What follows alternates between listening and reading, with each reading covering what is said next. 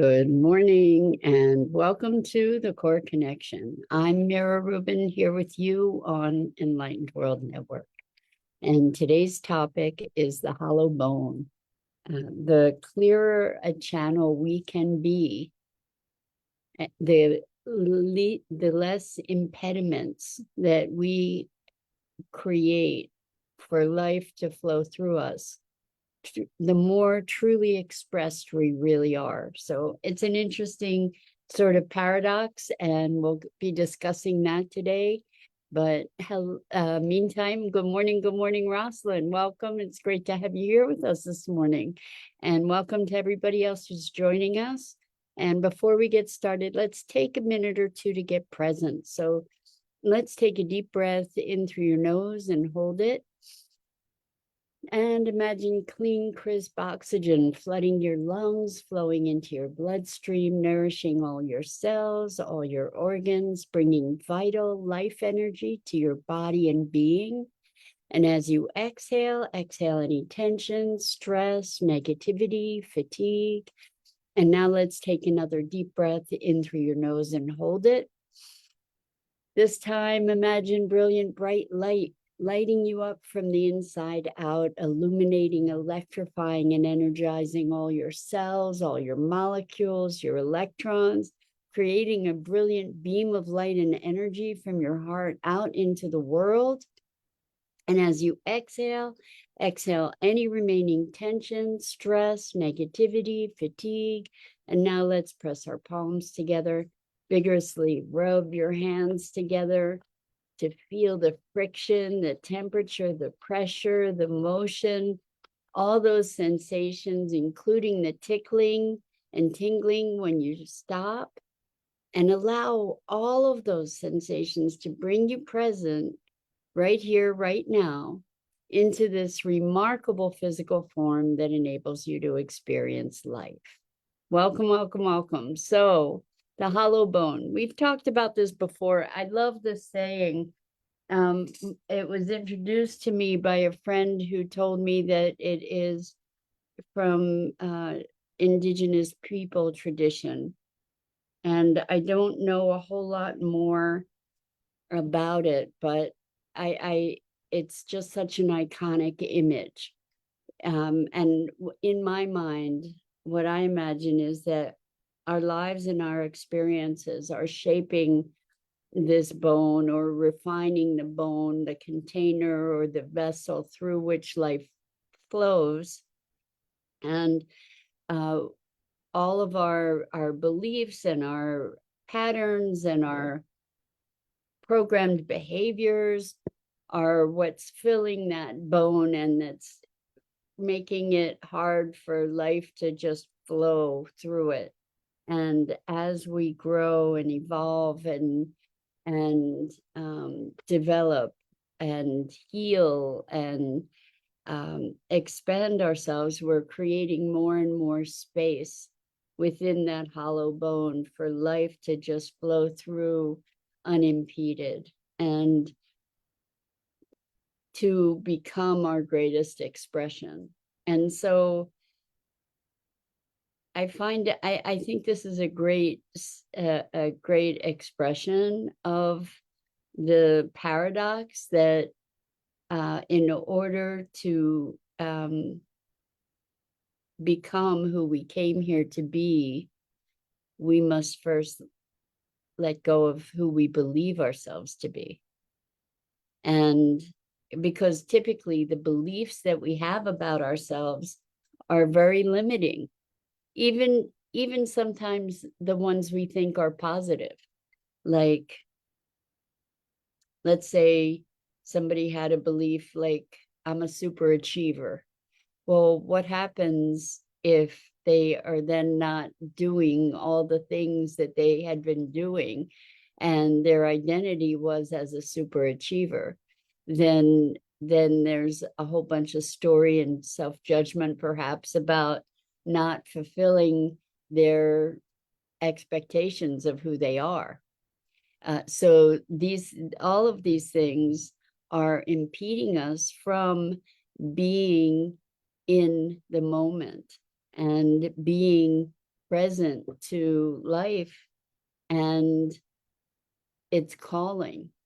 So another thing that I've been playing with is this notion that our gifts are not ours to have. They feed us. We love them. We enjoy doing the things that we are gifted to do. However, the those gifts are ours to give.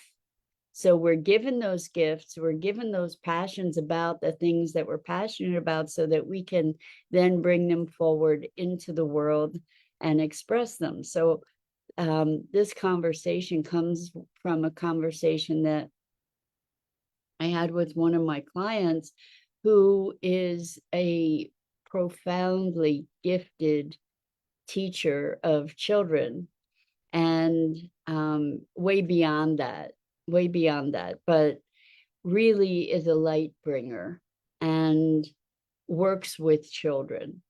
And this person creates curriculum, and when they are with the children, they just are essentially allowing life to flow through them. They're kind of channeling this energy of light and love and being in a dance, in a dynamic, responsive dance with the needs of the moment, really deep listening into what is the moment calling forth from them. And it was so interesting because we were able to identify that the phenomena, I guess we could say, that when they were trying to do this, when they were thinking it through, when they were trying to orchestrate it, it didn't flow in nearly the same way. It didn't have the magic that it had. It caused stress and strain for them.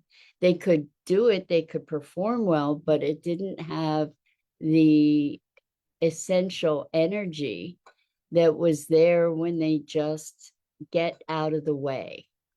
And so what I notice is that so many of us have these wonderful gifts, and there are dynamics around them where sometimes we're apologetic about them, sometimes we try to deny them, sometimes we don't want to express our gifts because it'll make it, because we feel guilty that other people don't have the same abilities, or there are all these different dynamics around it. And then there's sometimes where we believe that whatever our gift is something that everybody has, which isn't true typically. So it's a way of denying our own gifts or denying our almost our responsibility to bring that gift forward into the world, without ego, but like to be the vessel for the expression, for life expressing that aspect, that element. I don't know if the nuance of that is coming across. When we get egotistical about our gifts, that's when they start getting twisty, and we start getting twisted up. When we recognize that we're in service to those gifts, that that's part of our reason for being here, is to be sharing those gifts, that it's almost like it's, I guess sharing is maybe even the wrong word, but being the vehicle for the expression of those gifts, because sharing those gifts, it makes it sound like we own them, whereas we're just borrowing them, we're being the vehicle for them. At least that's what I play with these days. And I notice that it gives me so much more freedom in in life where I can just allow, like, get out of the way and allow what comes through to come through. This is what happens when we create, when we are creative. I think creativity is typically not generated from trying to figure things out, but kind of getting into this collaboration with life where we are allowing inspiration to move through. And creativity shows up in all different ways. I was thinking of calling today's conversation creativity, but I think that the hollow bone kind of gets to the essence of it more directly, that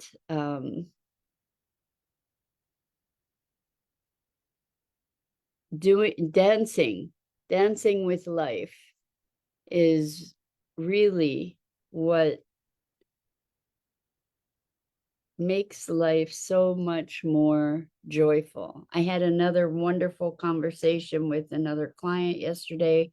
We were talking about values, primary values, and their top values were fun and playfulness. Those were top two initially. And as we were talking more and more, I thought this was really, really interesting and beautiful.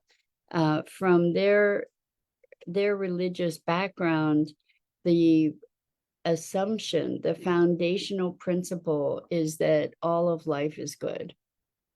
All of the world is good. And it's challenging, obviously, in the face of what we see happening in the world to hold that kind of belief. But what was amazing is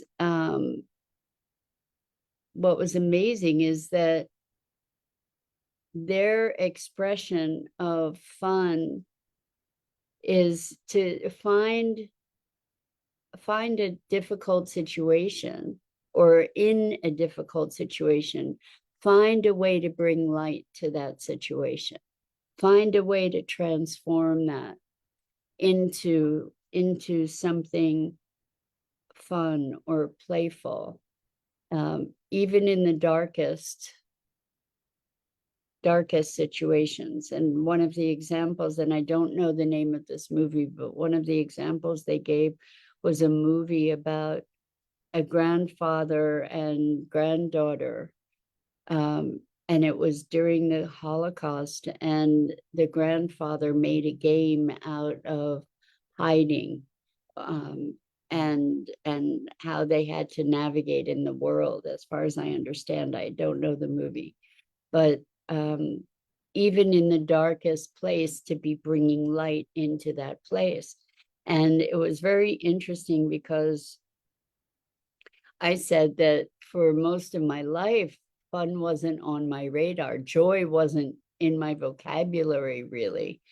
And I was very, very serious, and life was very serious. And the playfulness aspect wasn't really there in my foundational kind of values. It didn't even get on the radar. And that previously I had viewed fun as frivolous.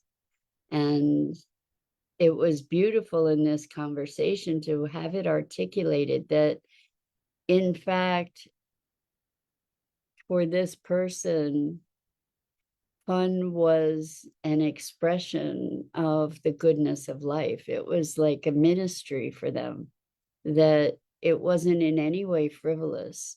It was an expression, like an action that was embodying their deep felt spirituality. And I thought this was just so magnificent, because it, for them, well, and it opened up a new dimension of fun for me, or thinking about fun. It was about embodying and receiving and expressing the vitality of life, the joyfulness in life, the essence of life, the goodness of life, and bringing that present. So what we discovered was, for me, super high values are wonder and awe, and there was a big overlap in our conceptions of wonder and awe and fun. So, like, fun was really just being present, not just, was being present to the magic and wonder that's all around us, and bringing that forward, and expressing and harnessing and directing that um, vitality. Um, so I thought, wow, this is a really, really beautiful way to be engaging with life, to be looking for that fun or that magic or that awe, that wonder, the curiosity. We talk about those things. I just really hadn't put them under the umbrella of fun. Good morning, and good evening, Gia. Welcome. It's great to have you here with us this morning. So we're talking about being the hollow bone, and part of being the hollow bone, we're looking at the expression of life and vitality, and inspiration and creativity, as we get out of the way, as we get our beliefs and our ideas out of the way, we leave room for more things to come through in a dynamic interplay with life itself. And we can better be present to the magic or the wonder or the fun, the creativity, the inspiration, as we allow ourselves to become less attached to how we think things are, and how we think things should be, and who we think we are, um, in order to be able to be present to the grander scheme of what truly is.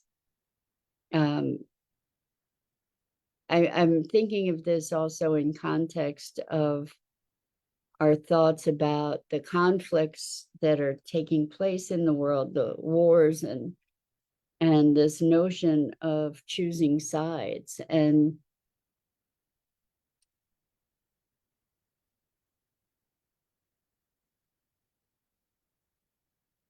when we become the hollow bone, it allows us to go beyond this is right, this is wrong, um, choosing sides, black and white. It allows us to go to a different dimension of thought and awareness and presence. And it allows us to choose not from those two choices, but to find other possibilities, like unity, like peace, like harmony. It allows us to, when we release ourselves from the constraints of the polarities that define so much of our lives and our culture, then we have the potential to be accessing a broader view.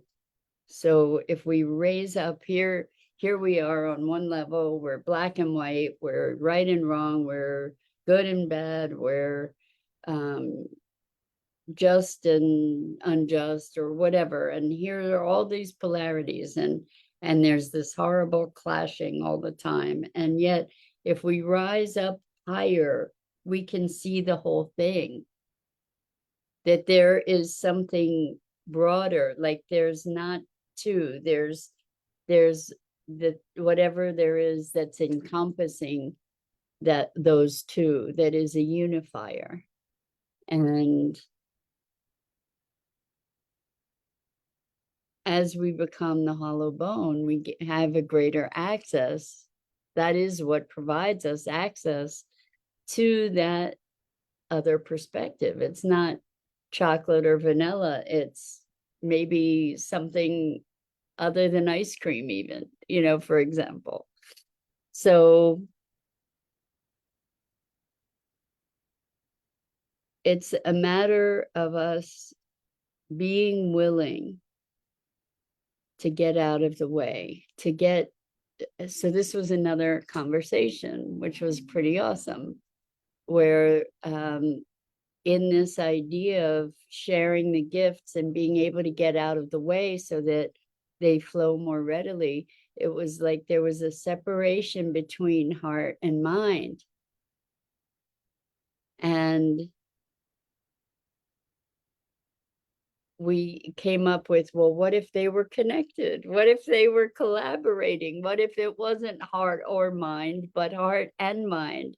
And this person had this wonderful vision of this energy swirling up from heart to mind to heart to mind, and just creating this wonderful energetic connection between the two, where there was a greater sense of wholeness and balance and